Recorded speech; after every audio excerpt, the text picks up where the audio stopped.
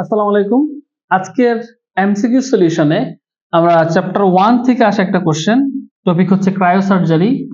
Chapter 1 cryosurgery থেকে আসা একটা কোশ্চেন আমরা সলভ করব। বলা হচ্ছে ক্রায়োসার্জারিতে ক্রায়োজেনিক এজেন্ট হিসেবে ব্যবহৃত হয় কোনটি?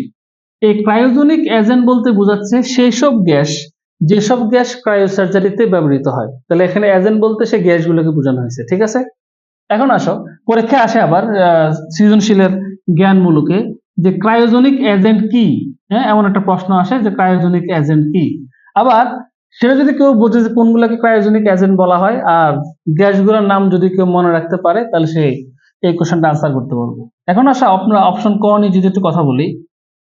অপশন ক তে বলা হচ্ছে অক্সিজেন গ্যাস। এই অক্সিজেন গ্যাস সঠিক উত্তর হবে না, এটা খুবই বিপজ্জনক। কারণ অক্সিজেন গ্যাস হচ্ছে দাহ্য পদার্থ, যেটা হচ্ছে আগুন ধরায় দেয়, তাপমাত্রা বাড়ায় আগুন ধরায়। তো এটার ব্যবহারটা নিরাপদ না এবং এটা ব্যবহার হয় না। তরল আর্গন কিছু ক্ষেত্রে ব্যবহার হলেও এখানে ক্রায়োসার্জারিতে এটা খুব বেশি ব্যবহার হয় না। নাইট্রোজেন গ্যাস, হ্যাঁ এটা সঠিক উত্তর। যদিও নাইট্রোজেন গ্যাস বলতে লিকুইড নাইট্রোজেন গ্যাস, লিকুইড মানে তরল নাইট্রোজেন গ্যাস ব্যবহার করা হয়, যা তাপমাত্রা কমানোর ক্ষেত্রে ইউজ করা হয়। -196 ডিগ্রি তাপমাত্রায় চলে আসে এবং এত কম তাপমাত্রায় কোন একটা কোষের বা আক্রান্ত কোষের, যে আক্রান্ত কোষ বা টিস্যুর উপরে গ্যাসটা ব্যবহার করা হবে, তার আকৃতি ধ্বংস করে দেয় এবং এত কম তাপমাত্রায় রক্ত চলাচল বন্ধ হয়। ফলে এই গ্যাসটাই হচ্ছে আমাদের সঠিক উত্তর, ঠিক আছে? আর এই তাপমাত্রা কমানোর কারণে কোষের স্বাভাবিক কার্যক্রম, রক্ত চলাচল ব্যাহত করার কারণে আমরা কোষকে মানে এটা ইউজ করে, নাইট্রোজেন ইউজ করে সেই কোষটাকে ফ্রিজ করা হয় এবং ক্রায়োসার্জারিতে এই কারণে এটা ব্যবহার করা হয়।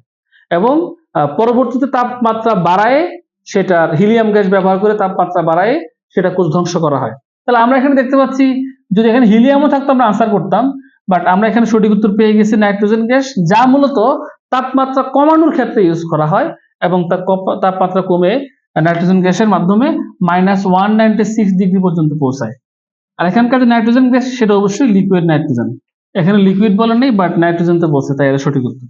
কার্বন ডাইঅক্সাইড না, এটাও মূলত তাপমাত্রা বাড়ানোর ক্ষেত্রে বা কমানোর ক্ষেত্রে ব্যবহার করা হয় না। এখানে কঠিন বলছে, এখানে কঠিন বলতে বুঝাচ্ছে কিন্তু আইস, ঠিক আছে, বরফটা বুঝাচ্ছে আর কি।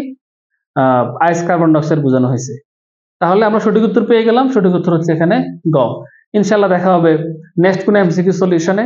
ভালো থেকো। আসসালামু আলাইকুম।